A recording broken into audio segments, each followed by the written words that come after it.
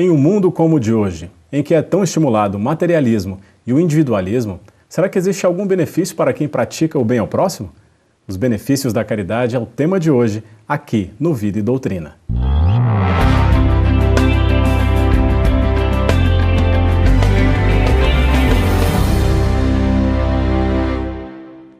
Sejam bem-vindos ao Vida e Doutrina, uma grande satisfação recebê-los para mais um programa e hoje com um tema mais que especial, que é o tema da caridade. Aqui conosco, recebendo aqui para contar um pouco da sua história, Gislaine Messias, psicóloga. Seja muito bem-vinda, Gislaine. Muito obrigada. E o Samuel Magalhães, que ele é colaborador da Federação Espírita Brasileira, também está sempre aqui nos dando esse apoio. Muito obrigado, Samuel. Obrigado a vocês, Carlão. É um prazer colaborar. Que bom. Vamos começar então conversando com a Gislaine. Gislaine, como começou a sua história dentro da caridade?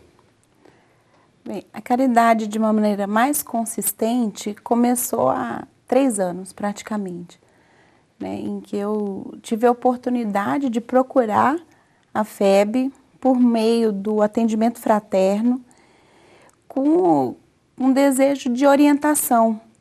Né? E a pessoa que me atendeu até falou assim, você está procurando emprego, minha querida? Eu falei assim, deve ser, alguma não coisa deixa de ser um assim. emprego.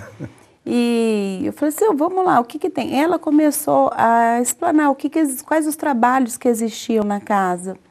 Você veio em busca de uma atividade, ou você tinha alguma coisa específica? Assim, um problema específico ou não? Eu vim buscar assistência. Não, eu vim, na verdade, com uma orientação de um texto que eu recebi, né, a partir de um grupo mediúnico, dizendo que eu deveria me dedicar a ensinos espirituais. Legal. Né? Eu já tinha frequentado, eventualmente, casas espíritas, né, aqui em Brasília, Comunhão, em Ribeirão Preto, mas nunca de forma frequente e consistente. E a partir dessa orientação, eu vim buscar conselhos, né? O que significava aquilo, por onde eu deveria trilhar. E à medida que foram me explicando os tipos de serviços que existiam na casa, como evangelização, atendimento fraterno, né? Assistência social, eu me identifiquei com a evangelização por ser um trabalho com crianças. Legal, evangelização infantil. Evangelização infantil, porque eu sempre me interessei pelo desenvolvimento infantil. E esse foi o motivo da minha escolha pela psicologia. Sim. Que é, né, toda a matéria de psicologia do desenvolvimento, filosofia, psicologia escolar sempre me atraiu muito. E eu fui em busca desse conhecimento todo dentro do mundo científico da psicologia. Mas a vida acabou me direcionando para outros lados. Fiz concurso público para me estabelecer financeiramente, buscando conviver mais com a minha família, com meus irmãos que estavam aqui em Brasília, e acabou que eu saí dessa atuação direta com crianças. E nos primeiros anos que eu estava aqui em Brasília, eu não tinha essa frequência na casa espírita, e tinha um trabalho comum, né, concursada, no dia a dia, né? No dia a dia, numa instituição onde eu estava na área de recursos humanos, por ser psicóloga, e aquilo não me preenchia, né, a existência, vamos dizer assim, não trazia alegria, felicidade plena. Claro que sempre traz uma satisfação pela estabilidade, pela uma conquista profissional, mas sempre ficava faltando algo, que eu não sabia direito como encontrar esse preenchimento. Esse start veio a partir dessa mensagem? A partir dessa mensagem eu vim buscar orientação. E aí então me direcionaram para a evangelização, onde eu fui recebida pela Carolina, que era a coordenadora da época. E, na verdade, não fui recebida, eu fui acolhida, né? Fui muito feliz, assim, a minha entrada na evangelização e trabalhando com atendimento ao evangelizador, em ajuda de toda a espécie. E aí, meio que eu me desvesti, né? Eu deixei de lado, momentaneamente, todo o conhecimento da psicologia para entender qual era esse trabalho de evangelização que era feito. A prática espiritual de evangelização infantil, seria isso? Essa prática espiritual em si. O que é como é feita essa evangelização infantil? É diferente em certa medida, tem a diferença em relação ao trabalho de psicologia escolar, Sim. por exemplo, que seria um ensino regular. Né? Então, eu me abri para observar qual era esse trabalho. E desde então eu tenho me encantado, porque é um trabalho educacional baseado nos valores de Jesus. Então você trilhar por esse caminho das virtudes é maravilhoso. Isso Você já há 3 anos. Isso há 3 anos. Perfeito. Samuel, qual a visão do Espiritismo para a caridade? Da visão do Espiritismo para a caridade, eu sempre gosto de lembrar da primeira epístola de Paulo aos Coríntios, quando ele inicia dizendo: mesmo que eu falasse a língua dos homens e dos anjos, se eu não tivesse caridade, eu nada seria. Ainda que eu doasse todos os meus bens aos pobres, se não tivesse caridade, eu nada seria. E mais à frente, no mesmo texto, ele diz que a caridade é branda, é paciente. Então ele dá uma visão ampla do que seja a caridade. E a caridade não reside no fato de dar, mas no fato de dar com amor, de você oferecer as coisas com sentimento. E vai mais além quando nos fala desses sentimentos que devem permear o nosso coração, como a brandura, a paciência, a tolerância. Então a caridade para o espírita, para o espiritismo, é o exercício desinteressado do bem, aquele que a gente faz com altruísmo. E nós encontramos também no Livro dos Espíritos, na questão 886, Allan Kardec pergunta aos maiores da espiritualidade qual o sentido para Jesus da caridade. E aí eles respondem que é a bondade para com todos, a indulgência para as faltas alheias e o perdão das ofensas, ou seja, bem no campo moral. Ou seja, a caridade, para ser exercida, ela é uma função do sentimento elevado. Então essa é a noção que o Espiritismo traduz para nós. E para nos auxiliar a chegar a esse entendimento e essa vivência interior, a doutrina espírita nos favorece com os trabalhos da área da assistência social, onde nós vamos aprender a ser tolerantes, a ser bondosos, compreensivos, amorosos.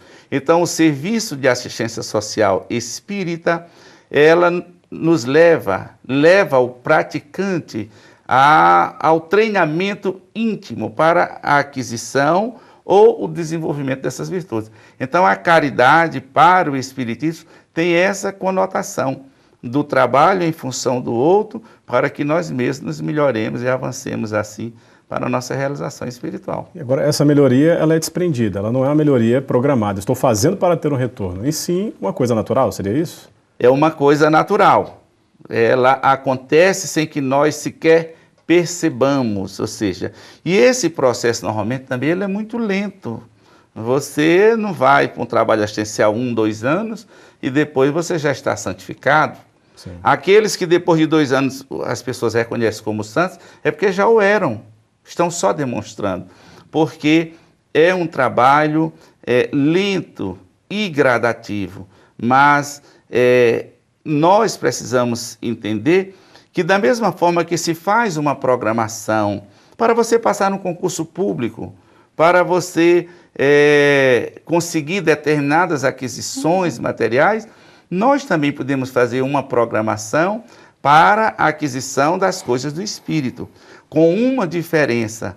A aquisição das coisas do Espírito, digamos assim, que ela não há um tempo determinado, porque vai depender da nossa disposição mais íntima e não só das questões da inteligência. Mas é necessário que nós pensemos nisso. Olha, eu sou impaciente, então eu tenho que trabalhar para vencer a impaciência. Sim. E como eu vou fazer isso? Agora, nós não vamos ter um horizonte de tempo, mas vamos insistir. E aí nós lembramos Santo Agostinho, que nos diz que todos os dias ele escrevia qual a falta cometida naquele dia. E no dia seguinte, ele não cometia mais aquela falta, até cometia outras, porque isso é natural do processo da imperfeição. Então, nós podemos fazer essa programação, mas sem a angústia de ter que atingi-la hoje, amanhã ou depois, mas colocar como meta, porque nós estamos destinados a essa realização espiritual pelo processo da evolução, que é o único determinismo que há sobre o espírito, é que um dia nós iremos alcançar essa realização e iremos nos tornar espíritos puros. Gislaine, esse é o trabalho na caridade. Você optou por fazer uma injeção de caridade na sua vida. Você falou, vou procurar um trabalho, vou procurar algo que que possa me completar. Como funciona esse trabalho em si? A evangelização, você recebe as crianças, você encaminha elas, é só com as crianças ou com adultos também? Você faz esse trabalho nos dois lados? São com crianças que frequentam a Federação Espírita Brasileira e com crianças carentes também, tanto assistidas pela Federação Espírita Brasileira como da Associação Francisco de Assis também. Mas é importante a gente falar que todas essas virtudes que a gente consegue ir exercitando para se melhorar, para se tornar pessoas melhores por meio da caridade, ela começa, antes de tudo, com as equipes de trabalho. Porque a caridade que você desenvolve não é somente com os assistidos, mas é também com seus pares, com as pessoas que formam a equipe de trabalho que vão atuar com as crianças, né, com as pessoas que estão à nossa volta. Então, você tem que ter o desenvolvimento de paciência, de espírito de equipe, de tolerância, né, de bondade, de boa vontade, acima de tudo, para reunir essas pessoas num trabalho voluntário, em que todos são, para fazer o melhor em relação àquele atendimento das crianças. Então, antes de tudo, essa caridade é para com nossos pares, né, na compreensão, perdão, benevolência de todos que estão à nossa volta. Todos que estão envolvidos naquele processo, né? Eles todos têm que estar desapegados no sentido eu quero fazer o bem. Exatamente. É muito difícil trabalhar em equipe, né? A gente percebe isso no nosso ambiente profissional, no nosso ambiente familiar e nas casas espíritas também, em todos os trabalhos voluntários, né? Que às vezes o mais difícil é trabalhar essa harmonia na equipe. Tendo essa harmonia, em todos se dedicando para a construção dessa harmonia e do melhor trabalho possível na direção do bem, as crianças, os assistidos vão sentir esse reflexo, né, do desejo de fazer o melhor trabalho possível para que todos se desenvolvam, porque não são só os assistidos que se desenvolvem, que melhoram suas condições, não são só as crianças que têm contato com aquelas virtudes, mas também todos que estão envolvidos nas equipes, né? Todos os trabalhadores. Verdade. Peço licença para vocês agora, a gente vai fazer um rápido intervalo e voltamos daqui a pouco conversando sobre caridade aqui no Vida e Doutrina.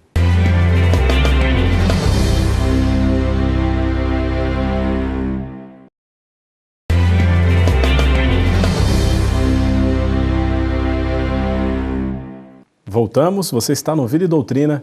Hoje estamos aqui conversando sobre caridade. Recebemos a Gislaine Messias, que é psicóloga, está contando a história dela para a gente, e também o Samuel Magalhães, colaborador da Federação Espírita Brasileira. Antes de darmos continuidade ao nosso bate-papo, vamos a um relato da irmã da Gislaine, que é a Rita. A gente foi vendo o envolvimento da Gi devagarinho, né?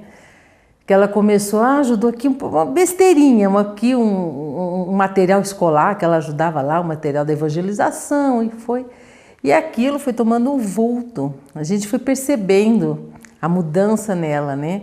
Assim, a Gi, devagarinho, ela se tornou um exemplo pra gente, de irmãos. Não precisa falar para ninguém, basta a pessoa fazer, você vê o jeito que ela passou a ser e fazer as coisas e passou a ser referencial para a família. Você tem o conhecimento científico, mas você precisa das arestas, apurar as arestas. Eu acho que é isso que a FEB fez para ela, isso que a doutrina fez para ela. Ela sabia, sabe quando você está assim e a coisa mostrou, então ela canalizou tudo. Aí foi perfeito. Bom, Gislaine, sua irmã conseguiu explicar de uma forma bem clara, né, a questão de qual a importância quando você injeta essa caridade, quando você começa a fazer um trabalho assistencial, e como você realmente muda, né? Qual é o sentimento que fica quando você está fazendo esse trabalho? Do antes e o depois, o antes, o durante e o depois. O que você poderia falar para a gente sobre isso? É uma alegria muito grande, né? Quando você está naquele momento fazendo em prática, com aquele trabalho, com aquelas crianças, com aquela necessidade, é um sorriso, né? Teve uma ocasião que a gente estava fazendo umas atividades que os meninos tinham que estar dentro da sala de aula. Aí tinha um pequenininho que não queria de jeito nenhum, muito levadinho, né? Queria ficar brincando, ele queria brincar. Aí eu comecei a ir atrás dele, aí naquele segundo ele ficou correndo, fugindo de mim, mas não muito, né? Para que eu pudesse alcançá-lo, mas com um sorriso tão doce, tão aconchegante, que aquele segundo de vivência, daquele sorriso puro daquela criança te preenche, né? Você vê o amor em ação ali naquele relacionamento. Então, quando a gente fala assim, quando a gente vai praticar a caridade, a gente pensa inicialmente que vai ajudar alguém, que vai auxiliar aquele próximo que está precisando naquele momento de um aspecto ou de outro. Mas, na verdade, você é muito mais auxiliado do que o que você oferece. Né? Esse retorno, para qualquer pessoa, pergunte para qualquer pessoa que se dispõe a ajudar um próximo, se o relato dela final não é que ela foi muito mais ajudada do que ajudou, do que ela sente que ajudou. Né? E, por exemplo, na evangelização infantil de famílias que nem tem tanta necessidade material, mas você proporcionar em equipe, em conjunto, a chance de crianças terem contato com a doutrina desde cedo, com as virtudes que devem ser desenvolvidas, é algo maravilhoso, que você percebe assim, como que é essa caridade de divulgação do espiritismo, da doutrina, do conhecimento que se tem da espiritualidade desde pequeno. Por exemplo, eu não tive, minha família teve uma formação católica inicialmente, e eu lembro até de sonhos, né, que hoje eu entendo que seriam certos diálogos, talvez, com uma orientadora, alguma coisa assim. Eu falei assim, quem que eu sou? Né? Você é a Gislaine? Ah, você é a Gislaine agora. Então, sonhos e experiências que eu tive na infância que não tinham explicação. Hoje você tem esse esclarecimento, né? E hoje eu tenho, e essas crianças estão tendo essa oportunidade. Interessante. Samuel, me tira uma dúvida. Quando uma pessoa chega na casa espírita, que ela procura essa assistência, nem todas, creio eu, que estejam preparadas já para irem para esse serviço de assistência social. Muitas precisam passar ainda por um tratamento para poder ter esse arcabouço, essa disponibilidade, principalmente espiritual, de ajudar. Como funciona quando chega na casa espírita, nesse atendimento fraterno? Tem essa filtragem? O público que chega à casa espírita chega com demandas variadas, embora a necessidade seja a mesma, que é o crescimento espiritual. Aqueles que chegam à casa espírita no estado de perturbação espiritual ou de angústias muito profundas, que mostrem um desequilíbrio, é natural que elas primeiro passem por um processo de tratamento, leitura para que, conhecendo aí, possam autoajudar-se, a fim de adquirir o equilíbrio. Mas o serviço da assistência social, ele é um trabalho em que todas as pessoas podem estar envolvidas, sejam espíritas, católicos, protestantes, budistas, maometanos, qualquer que seja a denominação religiosa, ou mesmo que não tenha nenhuma, que tenha conhecimento acadêmico, livresco, e que sejam pessoas que não tenham muito conhecimento a nível intelectual, elas podem trabalhar na caridade. Tem disponibilidade, né? Vontade. Isso. Por isso o Espiritismo traz como bandeira sua, o fora da caridade não há salvação, porque todos podem praticar a caridade. Então é um trabalho que todas as pessoas podem fazer. Logicamente que aquelas que estejam em desequilíbrio graves precisam antes restabelecer pelo menos parte desse equilíbrio. Mas o próprio serviço da caridade, o trabalho da assistência, ele auxilia o indivíduo na recuperação desse equilíbrio. Vai auxiliar essa pessoa a melhorar-se e, portanto, encontrar o equilíbrio de que necessita. Então, a caridade é um caminho para que nós alcancemos esse equilíbrio. Logicamente que em determinados departamentos desse trabalho é preciso mais equilíbrio e mais conhecimento. Normalmente, quando se fala em caridade, as pessoas veem a caridade material somente. Sim. Nós temos uma mensagem no Evangelho segundo o Espiritismo que nos fala sobre a caridade moral e a caridade material. E nos diz que a caridade material é a mais fácil de fazermos. A caridade moral é a mais difícil. E qual é essa caridade moral? É o que nós já estávamos dizendo no início. É a paciência, é a tolerância, é o perdão das ofensas, é o entendimento de como está o outro. Essa é a caridade moral e que é a que mais demoramos a realizar, porque ela muitas vezes vai de encontro aos nossos próprios desejos, aos nossos anseios, é aquele sacrifício interior. Enquanto que a caridade material, apesar de que ela deve estar envolvida nos sentimentos elevados, mesmo que nós ainda não consigamos ser tão elevados para perdoar sempre, ser sempre bondosos e tolerantes, nós já podemos ir fazendo. E aí nós vamos aprendendo. À medida que se faz, você aprende, você se melhora e o outro também se melhora. Então é uma ferramenta de aprimoramento espiritual que o Espiritismo nos oferece. Por isso traz fora da caridade não há salvação, e os Espíritos não se cansam de repetir, como a mensagem do apóstolo Paulo que está lá no Evangelho com esse título, que nos fala sobre essa questão de que a caridade é a base da regeneração. Gislaine, tinha um esvaziamento, uma questão de vazio existencial antes de realizar esse trabalho? Você sentia que depois você supriu isso ou não? Sim.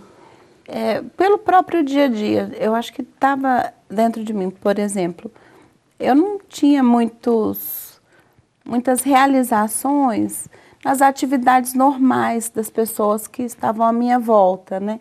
De ir para um barzinho, ficar tomando uma cerveja. Não me supria esse tipo de atividade. E eu não sabia como fazer, né? Como preencher. E depois que eu passei a trabalhar na seara de Jesus, vamos dizer assim, né? Praticando a caridade de várias formas, eu me sinto realizada. Eu passo, às vezes, no fim de semana eu tenho mais atividades até do que durante a semana.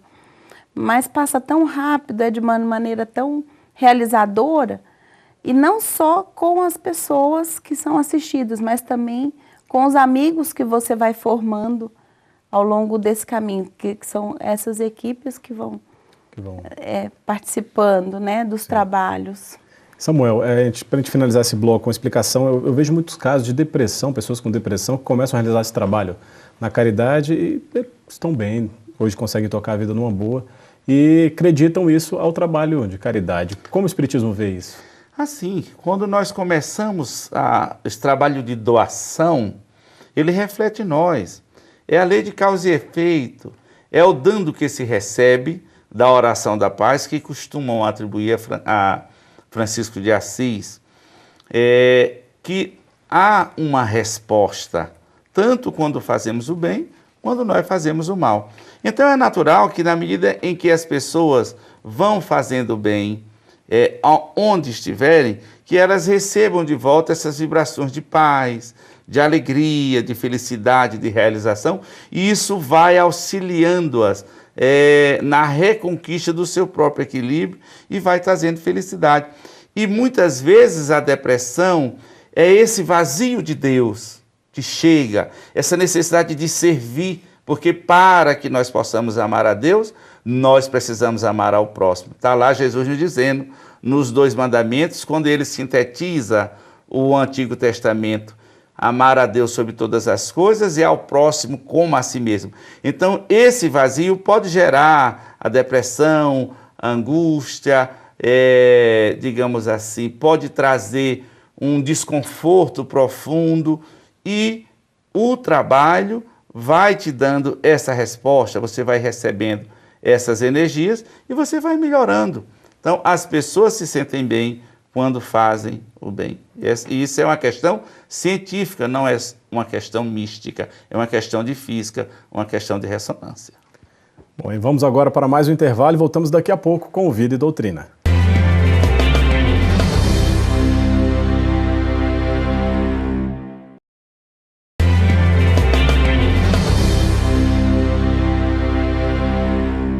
Estamos de volta, você está no Vida e Doutrina, hoje conversando sobre caridade, aqui conosco a Gislaine Messias e também o Samuel Magalhães. Vamos agora para um relato de uma pessoa que viveu de perto uma questão da caridade, um serviço assistencial, que é a Jarlene. Eu nasci com paralisia cerebral em displegia espática, lesão na cabeça que ocorre dos movimentos, atingindo toda a parte motora do corpo e meio que o aprendizado em cálculo. Aí, para estar hoje falando, fazendo tudo, ao total eu tenho 16 cirurgias no corpo. Meus irmãos nasceram sem nenhuma deficiência e eu nasci com paralisia cerebral. Né? Seria um castigo de Deus, que eu acho que Deus não castiga ninguém. Eu acho que daí seria expiação ou prova, né, para mim. Eu vi uns trabalhos espíritas que tinham muito caridade, auxiliando as crianças, ajudando. Aí eu fiquei pensando, eu também quero fazer alguma coisa. Então eu criei o Alegria na minha mente e coloquei isso em prática. Aí saí para fazer a primeira apresentação. Fazer meio que a vozinha do Alegria, a primeira chegada. Chegou, tá na hora da alegria. Chegou, tá na hora da alegria. O palhaço Alegria chegou pra fazer folia. O palhaço Alegria chegou pra fazer folia. Uma vez eu tive um período de cirurgia de muita dor, aí eu pensei assim, será que Deus me deixou aqui? Mas foi por vacilo meu, porque Deus nunca me deixou, sempre esteve do meu lado. E você vai aprender a viver com essa dor, né? Então você vai aprendendo a viver com essas dores, lutar contra a dor sempre. Mas o dia a dia você tem que ser mais forte que uma rocha, né?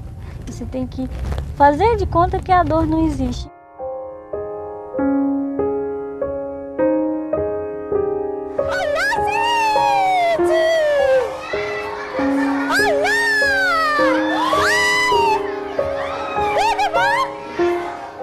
É um dia maravilhoso, porque eu tô levando a inclusão.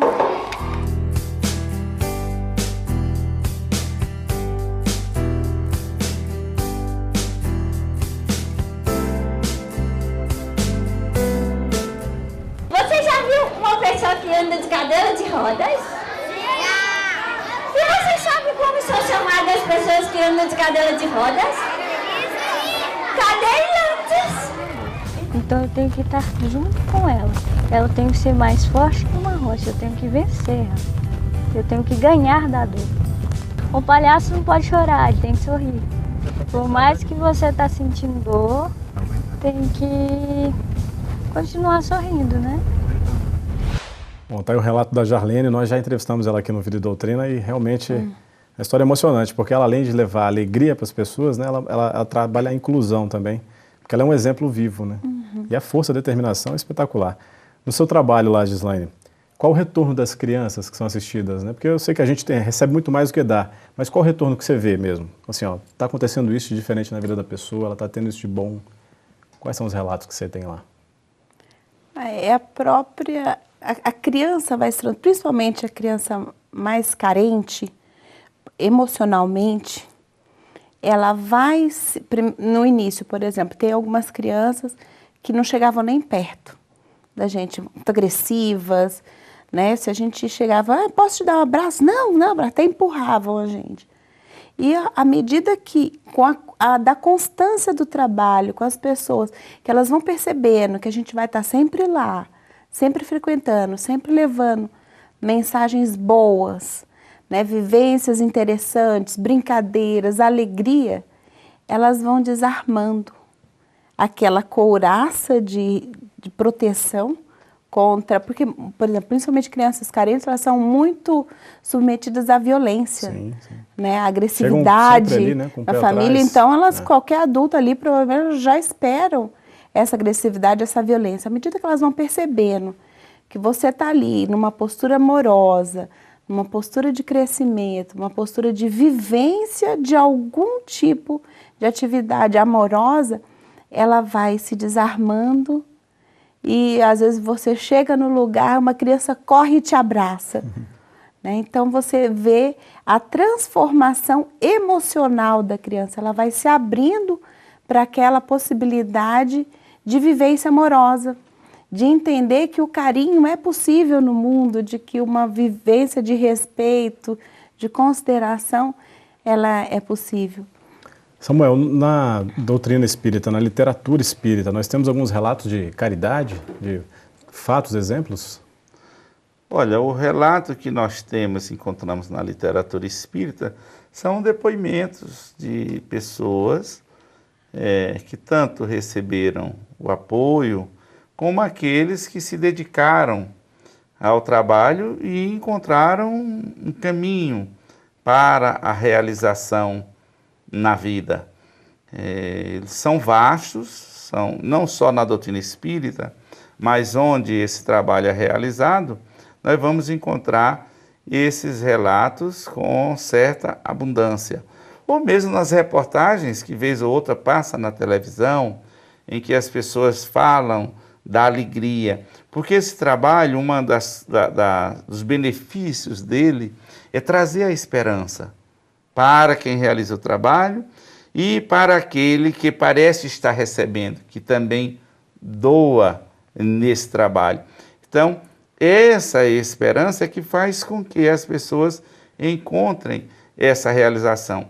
E algumas pessoas têm relatado, embora muitos não queiram fazer isso, né, por questões pessoais, mas nós encontramos vários relatos de pessoas que se encontraram nesse caminho. Isso é bastante comum até. Que bom. E olha, Gislaine, nós temos um recado para você. Vamos ver? Bom, Gi, o que eu posso dizer para você, minha irmã, é que você da caçulinha, da pequenininha, passou a ser o grande cobertor dos seus irmãos e dos seus sobrinhos. Porque o exemplo que você tem dado é excepcional para a gente. Então, a única coisa é continue no caminho que você está, porque você está no caminho certo. Porque isso te faz feliz, isso te completa. A gente vem para cá com algum gol a marcar. E eu acho que você já achou a trave, você já está na posição de pênalti e você está chutando. Então, continue, entende? Enquanto te fizer feliz, enquanto você estiver fazendo diferença, você deve persistir nos seus objetivos e na sua luta e na sua guerra. Um beijo. O carinho da irmã é Gi, né? Pra maninha é Gi, né? Os amigos me chamam de Gi.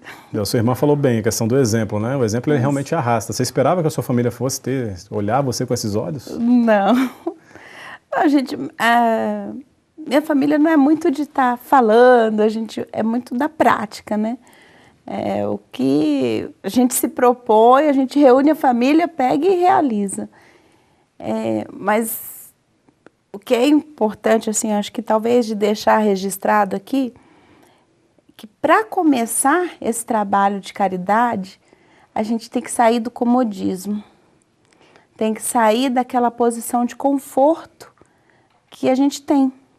Muitas vezes você já tem uma profissão, tem uma estabilidade financeira, familiar e tudo, né? Tá com aquela vida bem confortável, às vezes sair dessa posição é muito difícil, né? Sair daquele descanso Sim. do sábado à tarde, que depois que você fez todas as suas obrigações.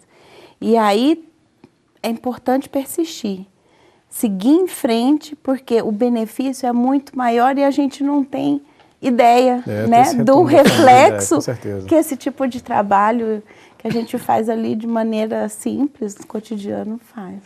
Samuel, por que a bandeira do Espiritismo é exatamente essa? Fora da caridade não há salvação. Nós vamos encontrar no Evangelho segundo o Espiritismo essa, digamos assim, essa logomarca que foi criada para o Espiritismo com especialidade, embora em todo o trabalho da codificação ela esteja permeando. O Espiritismo, ele revive o cristianismo. E o cristianismo, ele realizava esse trabalho, especialmente no seu início.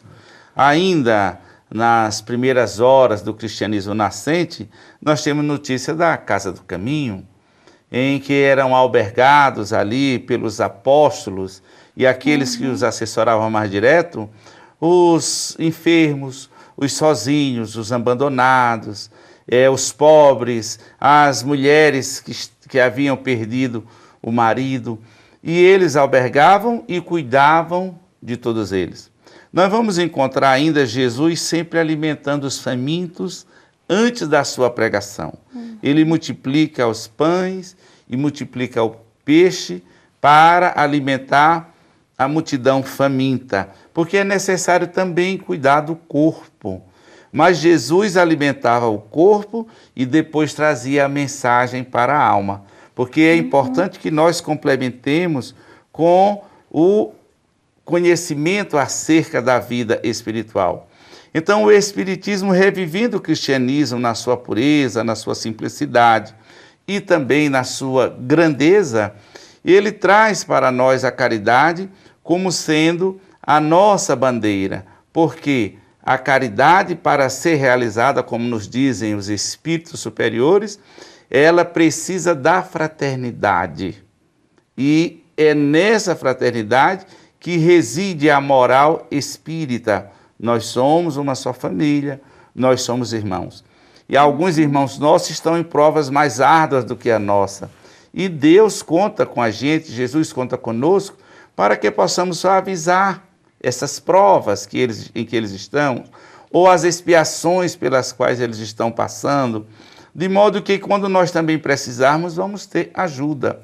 Então, por esse aspecto, realmente o fora da caridade não há salvação é a nossa bandeira. E devemos sempre pender para o outro lado, que o maior beneficiado somos nós. Aquele que acende a luz é o primeiro a se iluminar. Então, quando nós fazemos a caridade moral e material, nós somos os maiores beneficiários. E a caridade é, digamos assim, um instrumento mais firme para a nossa transformação moral, que é o motivo que nós, pelo qual nós reencarnamos, estamos na Terra, que é o nosso progresso espiritual. Então, pratiquemos a caridade, né? Gislaine, muito obrigado pela sua presença, viu? Por ter vindo contar a sua história aqui, foi uma grande satisfação. Eu que agradeço essa oportunidade.